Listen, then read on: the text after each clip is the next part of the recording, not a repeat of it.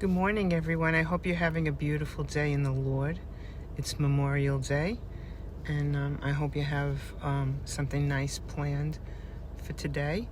I'm going to be reading about the life of the Blessed Virgin Mary in the temple. I don't know if you know that Mary's mother and father, Saint Anne, and I believe it's Joachim, her father, they were childless, and they prayed for a child, and Anne later on in life became pregnant with the Blessed Mother, and she devoted her to temple life at 3 years old, and she worked in the temple. And this is what I want to read to you, some commentary on how Mary was and what she did in the temple. This I got from Bible Hub. Actually, you can go there and read it if you like. It's a devotional or commentary, and it was written by Anne Catherine Emmerich. And I'm going to read it for you. It says, I saw the Blessed Virgin in the temple, ever progressing and learning, prayer, and work. Sometimes I saw her in the woman's dwelling with the other young girls, sometimes alone in her little room. She worked, wove, and knitted narrow strips of stuff on long rods for the service of the temple. She washed the cloths and cleaned the pots and the pans. I often saw her in prayer and meditation. I never saw her chastising or mortifying her body. She did not need it. Like all very holy people, she ate only to live and took no other food except that which she had vowed to eat.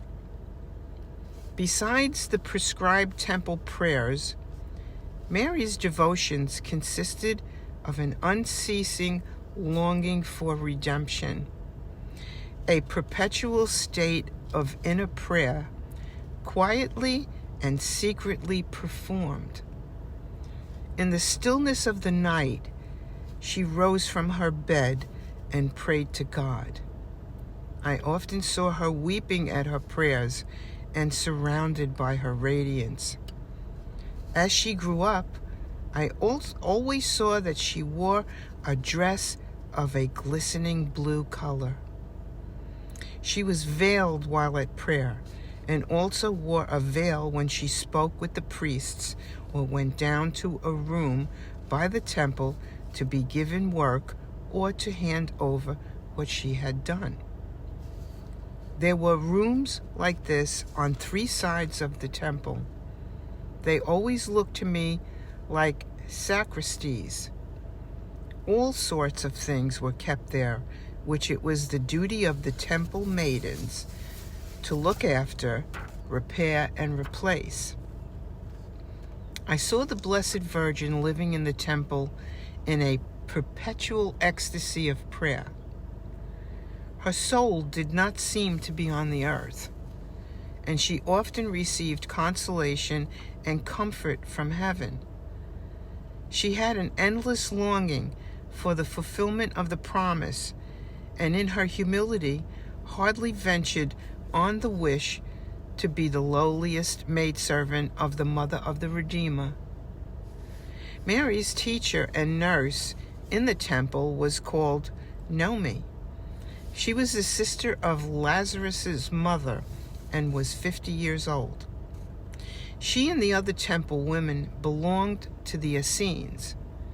Mary learnt from her how to knit and helped her when she washed the blood of the sacrifices from the vessels and instruments, or when she cut up and prepared certain parts of the flesh for the temple women and the priests, for this formed part of their food.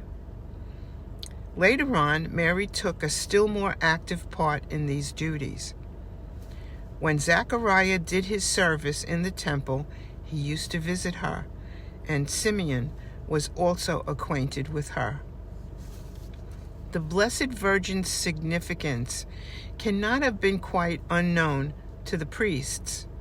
Her whole being, the abundance of grace in her, and her wisdom were so remarkable from her childhood in the temple onwards that they could not be entirely concealed in spite of her great humility.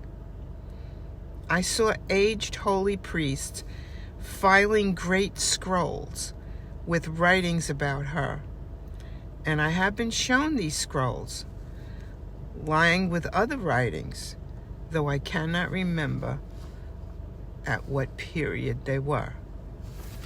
And Mary spent her whole entire life in the temple until she reached the age of 12. When she began menstruating, she had to leave the temple. And that's all I have for you today on Mary.